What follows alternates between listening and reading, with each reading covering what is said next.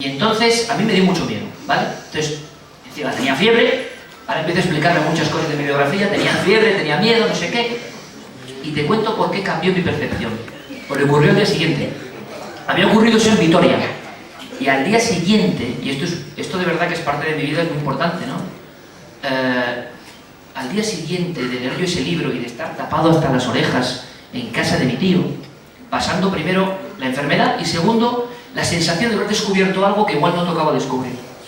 Al día siguiente, en el despacho de mi otro tío, mi tío Javier, había un periódico que, si no recuerdo mal, era el Norte Express, y ponía OVNI sobre Vitoria. Os voy a decir una cosa, nunca ha vuelto a pasar. Nunca en el periódico, en la prensa vitoriana, donde yo vivía, ha puesto OVNI sobre Vitoria. Para mí fue un impacto brutal. Digo, vamos a ver, que recapitule. ¿Cómo es que yo he conocido hoy como niño estas cosas? ¿Qué casualidad cósmica es esta? Que en mi ciudad, es más, a 300 metros de donde yo estaba pasando la fiebre, no miré por la ventana, me arrepentí, no dije, hombre, podría haber pasado del libro a la acción, pero no tuve, estaba acongojado, ¿no? Por no decir otra cosa. Y yo digo, ¿pero qué pasa aquí? Y entonces, fíjate, Maricruz, se convierte en algo que para mí es muy positivo. Hablo con mi primo, estaba tan loco como yo, y entonces me dice, ¿por qué no vamos a ver a esta gente que ha visto estas cosas? Pero tú estás chalado, y esto os juro que parece ficción, pero es la verdad. Cogemos la bici y nos vamos a ese barrio donde gente, para mí, muy mayor, claro, y además vasco de camisa de cuadros, barba, me acuerdo del principal testigo, al que luego le he vuelto a entrevistar muchos años después, y fíjate, Maricruz, lo estoy viendo ahora, o sea, la imagen de esas personas, cómo hablaban de lo que habían visto. Se había apagado el barrio entero, había habido un apagón, al mismo tiempo que surgieron unas luces muy potentes, en forma de triángulo, no muy altas, y entonces tuvieron tanto miedo que llamaron a la policía. O sea, hubo una intervención de la policía para ver qué pasaba, ¿no? Y a mí lo que me impactó fue, no ya el OVNI, que era el OVNI, sino qué puede pasar aquí para que yo esté viendo esas expresiones tan especiales. No eran expresiones normales, no eran expresiones que yo conocía, era una mezcla de temor y de fascinación. Y desde ese momento yo pasé de un temor a una curiosidad brutal, ¿no? Brutal. Entonces no creo que haya que tener miedo. Miedo a los humanos, de verdad. Miedo, me dice la gente, miedo al informativo, no... De todos los casos que te llegan, eso también es un fenómeno que cada domingo prospecto a lo largo de los dos programas que afortunadamente ponéis seguidos y que muchas veces te dan las tantas y... Que damos mucho la paliza ya. No, la gente como no se cansa ya. Ojalá y benditas palizas, porque nos dan la paliza en los telediarios con las catástrofes económicas y esta, sin embargo, bueno, por cierto, podemos disfrutarla. Pero me asombra mucho el hecho de que gente de la más variada ideología de pronto se acerca a Cuarto Milenio, se te sienta enfrente y te cuenta cosas.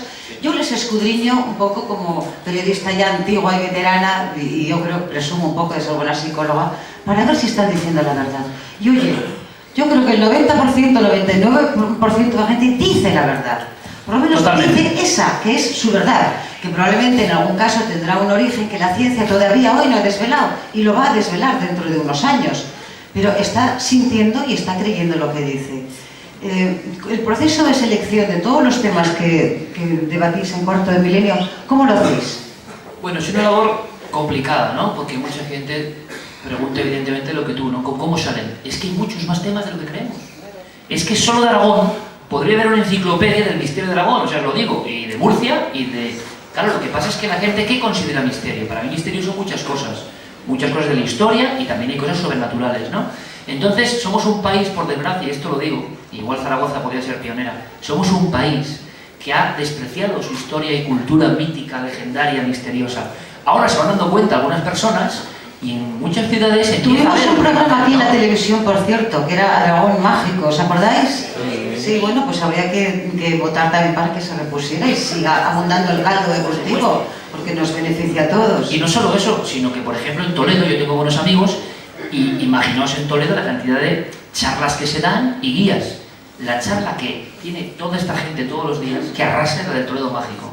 En Madrid lo mismo. Entonces, poco a poco, y yo creo que hemos contribuido algo a esto, hay una sensación de que, primero, nuestros antepasados no eran tan idiotas como nos creemos. No somos la cima del mundo. Y había sabidurías, había conocimientos, y había cosas que nos pueden aportar una enseñanza. Redescubrir todo eso es una misión brutal. Hablabas tú de que se patrocinaba la cultura. Todavía hay mucho miedo, mucho tabú. Uno va a Londres, va a París y no tiene ningún miedo. Y con cualquier cosa de misterio ínfimamente menor que la que tenemos en España, hacen una explosión de demostración de que no hay ningún problema. No hay un solo castillo inglés sin su fantasma, eso para empezar. No hay un solo lord inglés o escocés que no tenga a gala un viejo ancestro que se pasea, más o menos, veladamente por los salones. No les da vergüenza, pero a mí lo que me impresiona, y lo veo con gratitud, es que cada día que pasa la ciencia empieza a avalar todas estas cosas. Es decir, el otro día, quizás hace mucho tiempo ya, y ha vuelto a repetirse recientemente, un compañero periodista de la SER, que eso sí que me impresionó, porque a mí me impresionó también mis colegas cuando apuestan fuertemente por contar sus experiencias, porque yo les conozco, sé los reparos intelectuales que podríamos haber tenido llegado el caso. Dice, está en un hotel de Madrid, se encuentra con una señora que viene hacia él por el pasillo, el tío despavorido a las 3 de la mañana, y al día siguiente baja y pregunta por esa señora que se le ha metido en la habitación estando la puerta cerrada, resulta que se ha suicidado una semana antes. Me parece importante que un compañero desvele este tipo de... porque le da esa apariencia de normalidad que deberían tener estas cosas. Si nosotros, Maricruz, pudiésemos contar todo lo que nos llega y de quién nos llega, os ibais a quedar pálidos, ¿no? O sea, ¿qué clase de gente al máximo nivel ha visto cosas y ha tenido experiencias? No des nombres, pero cuento un ejemplo. Porque no vamos a dar nombres porque el susodicho tampoco lo quiere dar, así que pues no vamos a comprometer a... No, ejemplos como este mismo que te acabas de contar, de apariciones, por ejemplo, de apariciones que tú dices, hombre, ya son cosas serias. Mira, no es por cambiar el tono, ¿no? Pero gente de la que no puedes dudar, de gran bagaje científico o pongamos gran bagaje cultural o intelectual. Mira, a mí el caso que más me ha impresionado en los últimos años y que nunca saldrá en Cuarto Milenio, lo cuento aquí, pero nunca saldrá en Cuarto Milenio ni en Milenio 3. Esto es una primicia, no, chicos, total. Y no lo voy a sacar nunca. Ese sí que me dio miedo. Primero por la persona que era y segundo por lo que pasó. Y a ver cómo puedo resumirlo. Pero en el fondo es para corroborar tu pregunta, ¿no? Gente que, hombre, pues no te lo imaginas. Vamos a llamarle un científico, bueno, no sé. Vamos a llamarle una persona... Y como estas muchas, ¿no? Quizá no tan espectaculares. Esto ocurrió fue en el 2012, ¿no? Marzo del 2012. ¿Cómo contarlo? Bueno, total, una persona en un coche y está llegando a su domicilio. Y entonces es una persona de mente, no voy a decir cartesiana, como muchos habrá aquí, sino absolutamente científica. O sea, la vida... No, ultra racional. Conozco mucha gente que tiene unos pensamientos sobre la vida muy concretos y cuando les pasa esto, porque el misterio, que yo no sé muy bien qué es, cuando le da la gana se aparece, pero cuando le da la gana y a quien menos se lo espera. O sea, yo puedo estar con 28 cámaras y con toda mi pasión y mi cara de asombro esperando y no aparecer.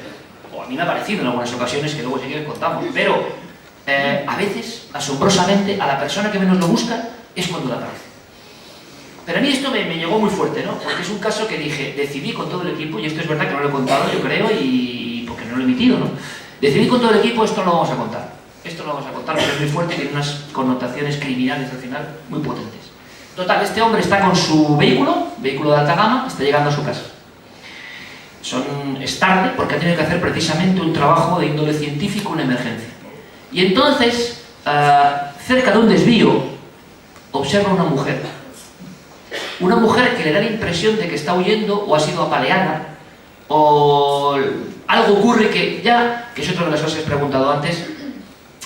La persona sabe que está empezando a ocurrir algo que no es ordinario. Cuando ocurre el misterio y te aparece el misterio, desde un poco antes, yo creo, tú empiezas a ver que eso...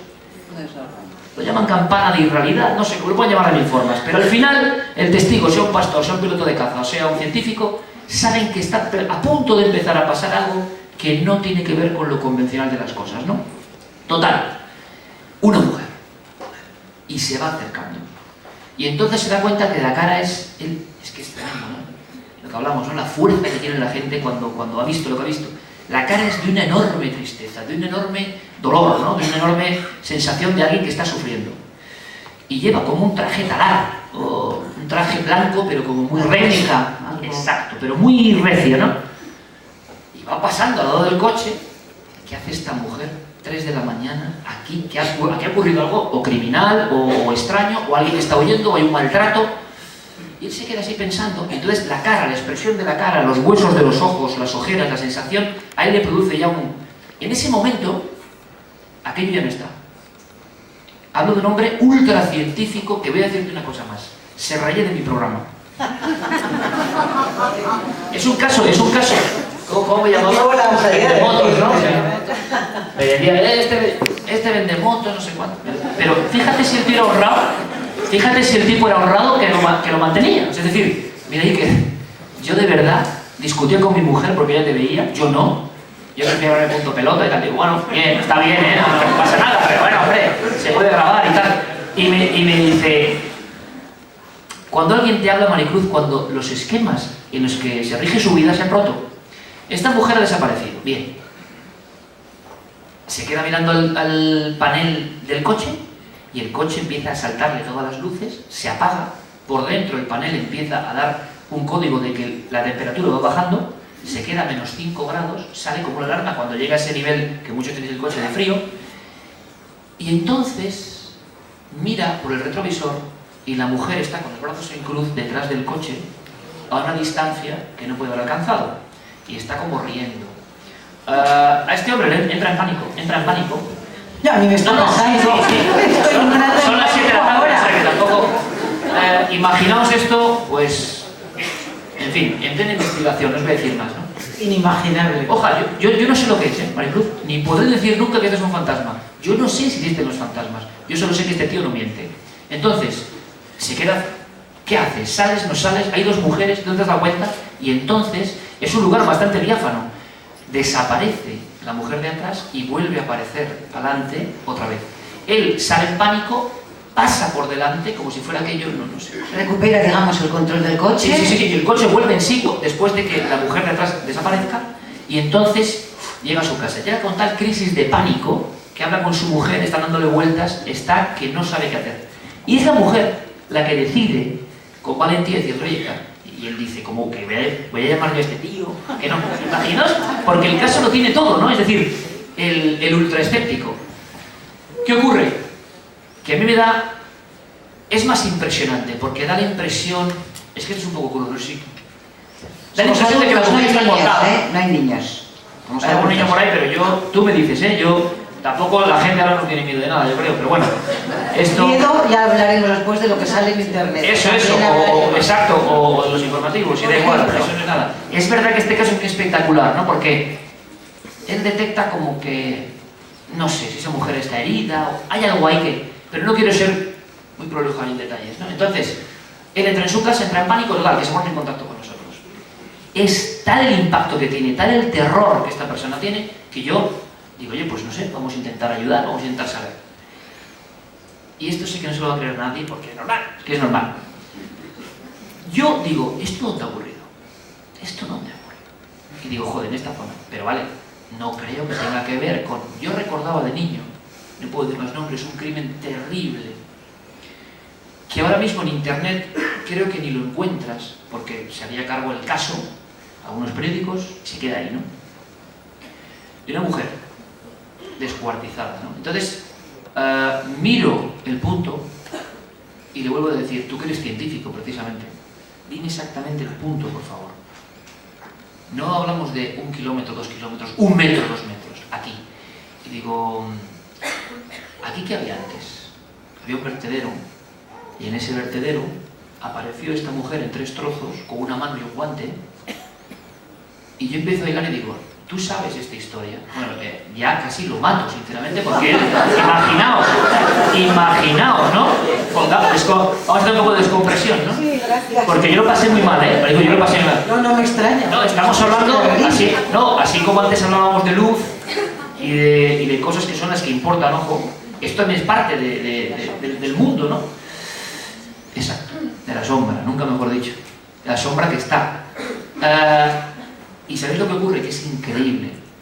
En ese lugar, hace ya muchos años, más de 30 años, apareció ese extraño crimen, vinculado con otras historias que no voy a contar porque son muy graves, ¿no? Pero ahí. ¿Y qué ocurre? Que indagamos, buscamos, Y él mismo se puso a preguntar, y resulta que su propia mujer había conocido a personas, lo que siempre ocurre, ¿no?, que al final tenían que ver con esa familia. Logran tener, yo no sabía qué decir de este hombre, logran tener una reunión con la hija de esta mujer asesinada y le pregunta a él, oye, bueno, imagínate el impacto también, ¿cómo entras con esto? Hay un conocimiento y le dice, oye, ¿y tu madre cuando pasó esto, ¿no?, que ni se menciona, claro, que una madre se muera puede ocurrir y es terrible, pero que una madre se descuartice, quede con un medio congelado, es una historia muy terrible. Entonces, le dice, le enterraron con una mortaja, ¿no?, con un tipo de traje que es el mismo que la ha visto, ¿no? Hay un momento, yo estoy en palabra de honor, en que se produce una catarsis entre la amiga, la hija, la mujer y él, que cuando ve la foto de la mujer, bueno, casi se desmaya, ¿no? Es decir, esta es la mujer que yo vi, con un aspecto, fijaos, de enorme tristeza, como alguien que va vagando eternamente por las sombras. Se redescubren cosas nuevas del caso, y yo empiezo a ver que se complica porque nos vamos a meter en un lío, porque hay momentos en que tú no sé qué puedes aportar. ¿Se resolvió en su momento? ¿Se llegó a saber? No. ¿Se ha podido resolver después? Tampoco. No. Hay indicios, cosas, pero eso es lo delicado, ¿no? Y además hay un momento en que el investigador, como es mi caso, no sabe muy bien qué vas a aportar. Es decir, voy a generar solo angustia en esta familia, que está muy bien tocar un tema y hacer audiencia y lo que ustedes quieran, ¿no? Pero ¿qué voy a aportar yo en esta historia? Resulta que en esa familia donde ocurre ese hecho, la aparición del fantasma, entre comillas, vuelve a hacer que padre e hija se hablen, se cuenten ciertos secretos. Total, por acabar, nosotros queremos dar un salto más, ¿vale? Y yo digo, joder, sé que hay un tipo, porque lo hay. Vamos a ver, yo no creo mucho en los videntes. No, perdón, sí, creo en la evidencia, pero no en los videntes. Podríamos explicar. Estaba hablando de Andró Rey y sus mancias. Sí, por eso.